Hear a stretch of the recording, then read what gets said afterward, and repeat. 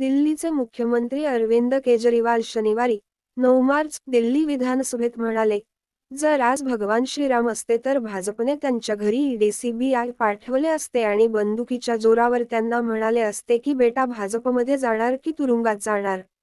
ED आणि सीबीआयने मद्य धोरण घोटाळ्याप्रकरणी आपचे 3 मोठे नेते मनीष सिसोदिया, सत्येंद्र जैन आणि संजय सिंह यांना अटक केली आहे. ईडीने केजरीवाल यांना 8 वेळा चौकशीसाठी समन्सही पाठवले आहे. मात्र, ते एकदाही ईडीसमोर हजर झालेले नाही. याबाबत ते म्हणाले, कदाचित मला लवकरच 9वा समन्स मिळू शकेल. पण तुम्ही समन्स पाठवाल तितक्या शाळा मी बांधेन, अशी घोषणा मी सभागृहात करत आहे. याशिवाय केजरीवाल यांनी शनिवारीच महिलांसोबत टाउन हॉल बैठकही घेतली. त्यात ते म्हणाले, यावेळी फक्त आपला मत द्या आणि जर तुमचे पती मोदींबद्दल जास्त बोलत असतील तर त्यांना डिनर देऊ नका.